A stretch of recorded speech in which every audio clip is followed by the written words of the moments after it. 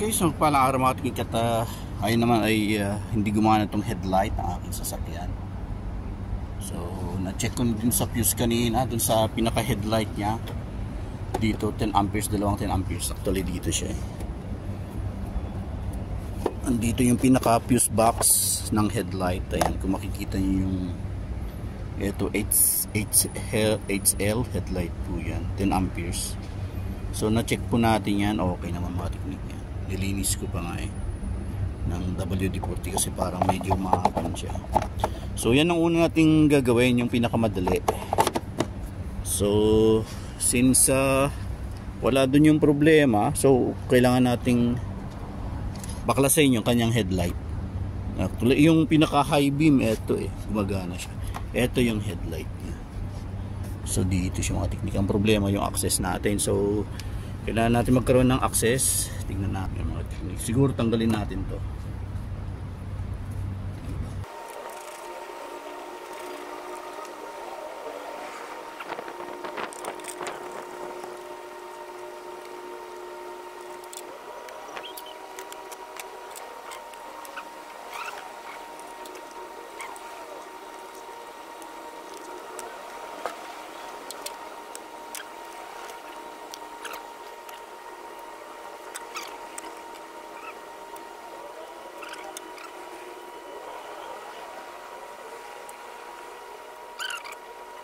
Yan mga teknik,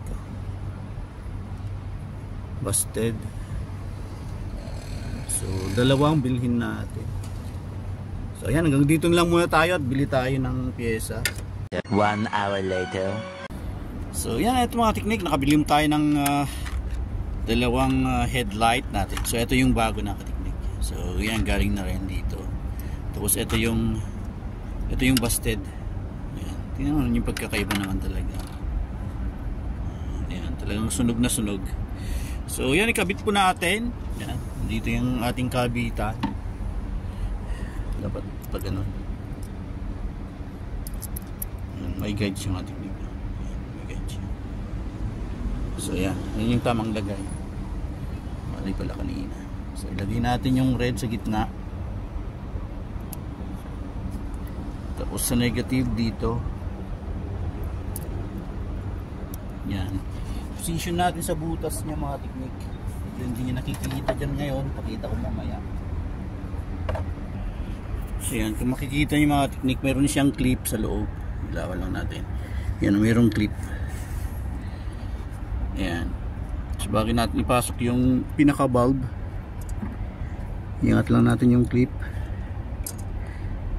Yan, bago natin ipasok to.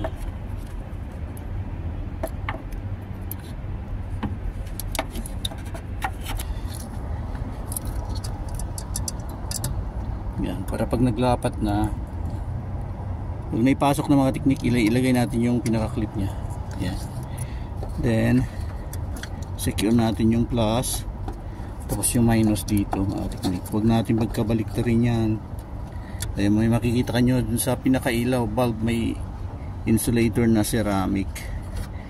Yan, yan, okay na yan. Tingnan natin, check muna natin. Ito lang tayo mga teknik, i-switch lang natin sa mabilisan lang yan na tumutunog na siya. Yan mga teknik, so okay na. Medyo malumilang sa kan. Dito sa kabila sira din, so wala siyang headlight. So ito okay na, so thanks God at naayos na siya. Patayin natin kasi makakuan yung battery. Yan, at thanks God okay na siya. So ganun din ang gagawin natin sa kabila. Kailangan lang natin magkaroon ng access. Dito naman sa kabila, kung mapapansin natin mga teknik, ito siya kasi, ito. Yan, medyo malalim pero kailangan tanggalin natin to. Yan ang gagawin nating discard rito. So yan, hindi ko na ipapakita kung paano ko gawin to. So pinakita ko lang na okay na siya. So bulb talagang problema, busted yung bulb.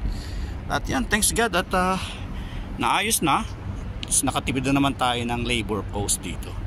So tsaka maganda pa rito yung nabili nating pyesa, Philips mga kateknik. Kanto made in Germany. Yan na po siya mga teknik. Okay, both side goods. Yan. So okay na po tayo. Yan yung pinaka headlight nya. Tapos check din natin yung pinaka high beam. Yan, on natin yung high beam nya. Baba lang natin to. Yan yung high beam. So kung titingnan, nagbabago yung kanyang kaliwanag. Yan, yan. Yan yung pinaka high beam ng smart.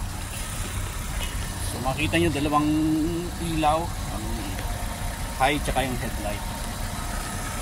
So okay, goods na po tayo. At yan, ibabalik ko na lang yan. At yan, thanks God, talagang napaka maraming salamat sa Panginoon dahil sa eto karunungan talagang pinagkakaloob niya sa atin.